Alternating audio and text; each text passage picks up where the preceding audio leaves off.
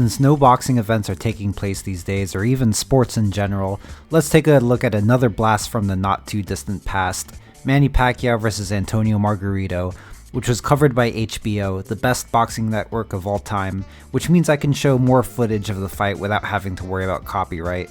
So there will be more footage that I just talk over while letting it play out. So let's enjoy our time quarantined together and take a closer look at this historic fight.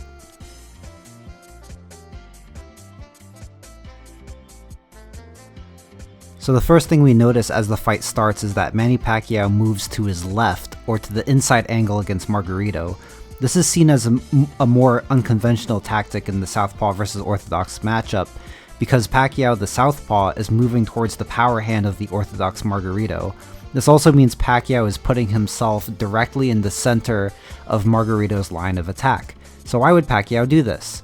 Well, the first reason is to line up his own straight left hand with Margarito's center line. Moving to the left not only means his moving closer to Margarito's power hand, but he also moves his own power hand closer to Margarito. So we see just in the first minute of the fight that Pacquiao sets up a number of straight left hands by moving to his left. At an angle robs you of power, does it not? Yes, it does. At an angle robs you of power, does it not? Yes, it does.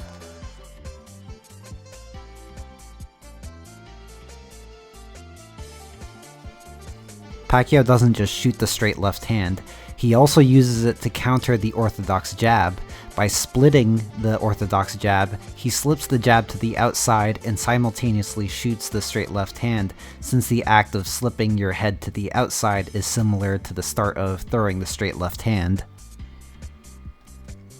What's truly genius about this strategy is by moving to his left, Pacquiao essentially makes himself an enticing target for the orthodox jab. You notice how he moves down the center line, so that's going to make Margarito want to throw the jab, which is the exact punch that Pacquiao wants to counter. So by moving to the left, he baits Margarito to throw the jab, and when the jab comes, he simply reacts to it, slips it, and shoots the straight left hand to counter it.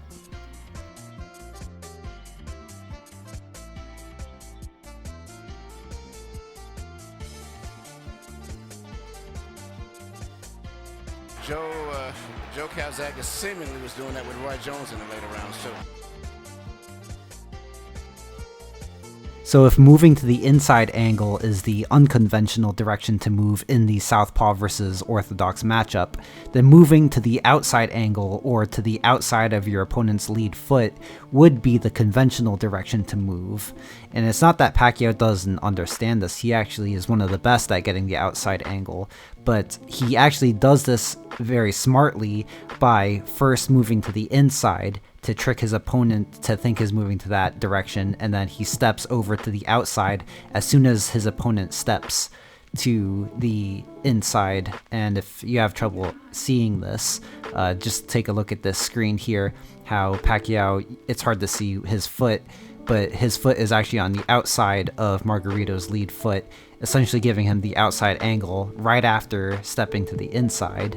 So just to show more clearly you see Pacquiao moving to his left, or to the inside angle of Antonio Margarito, and as he's moving to his left, you see Margarito steps in with the jab, and Pacquiao times this step and this jab with a straight left hand. But as he shoots this left hand, you see that he actually steps to the outside angle, because the reason is he waits for Margarito to step to the inside with him, essentially following Pacquiao, and once that step comes from Margarito along with the jab, that allows Pacquiao to step to the outside, which is completely genius.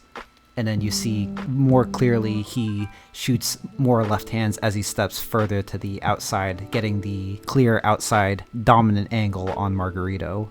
Truly brilliant way of getting the outside angle. So one last time we see Pacquiao is going to move to his left. We see him stepping over to his left.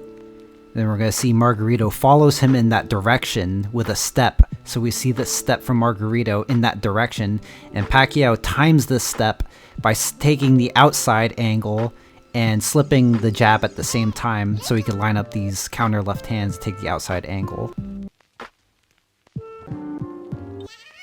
Essentially, Pacquiao steps to the inside angle to get his opponents to follow him in that direction. Once they step their lead foot in that direction, Pacquiao springs the trap by stepping to the outside angle, walking his opponents into his straight left hand. And this is a strategy you could use if you're a southpaw fighting orthodox opponents, or if you're an orthodox fighter fighting southpaws. Here's an example of Pacquiao doing the same exact thing to Brandon Rios. Notice how Pacquiao is moving to his left, getting Rios to follow him to the left, and as soon as Rios steps over too far, Pacquiao times that step by taking the outside angle with straight left hands one more time. Pacquiao is moving over to his left, and as soon as he sees Rios move his lead foot to that same direction, he takes advantage of it by stepping over to the outside angle at the same exact time. So Pacquiao doesn't only counter the orthodox jab slipping to the outside with his straight left hand, he also has the ability to counter over the top by slipping to the inside with his right hook. I'd even say he prefers the right hook as a counter because he doesn't have to reset himself back into a stance the way he would have to after throwing the straight left. The right hook keeps him in his stance, so he could go straight into his combinations the way you see in these clips. Margarito came into the fight imposing his size advantage by pressing forward with a long, sharp, stiff jab in order to work his way onto the inside where he could turn it into a brawl. And he had some success with this jab, but Pacquiao effectively neutralized this jab by countering it with either the straight left or the right hook. What Pacquiao did to Margarito, he essentially does to every orthodox opponent. He moves towards the inside angle, bobbing his head side to side to build a rhythm and to bait the jab out. When the jab comes, the side his head is leaning more towards is the side he slips the jab with the corresponding counter.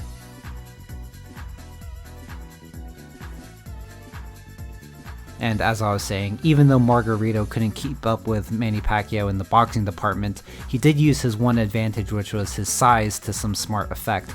He used that sharp jab to work his way to the inside and then press Manny Pacquiao to the ropes. And as you see, once he got Pacquiao to the ropes, he was able to turn it into a brawl and land that one left hook, which did the most damage that he did in the entire fight.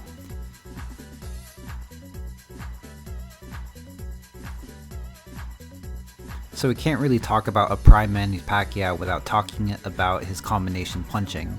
So Pacquiao in his prime caused many fighters without an active defense to shell up in a high guard, which would just allow him to unload his lightning quick combinations. So you see this tap jab from Pacquiao gets Margarito to shell up into the high guard. It's not meant to do damage, it's just meant to scare him into getting into this guard.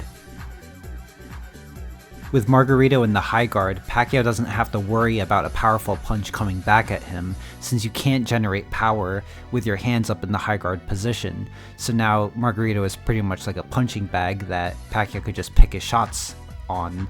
So you see Pacquiao loops the left hand around Margarito's high guard, since the high guard only protects against straight punches.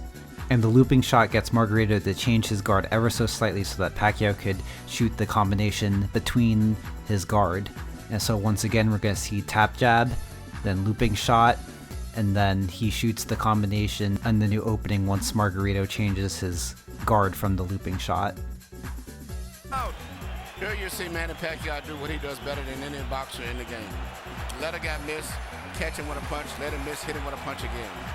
A lot of guys that let guys miss punches, but they don't take advantage of it the way that he does. So just like the great Emmanuel Stewart said, Pacquiao knows that return fire is usually coming in high-level boxing, so there you see him land the counter and have the defensive responsibility to step away from the return fire from Margarito, and then he counters that counter with a beautiful combination there. So the last thing I want to go over is that moving to the inside angle in the Southpaw versus Orthodox matchup, a lot of people say is the wrong way to move. However, in boxing, there is no such thing as a wrong way to move. Moving to the inside angle isn't the wrong way. Everything in boxing has its purpose, and moving to the inside angle is just a more risky option than moving to the outside angle.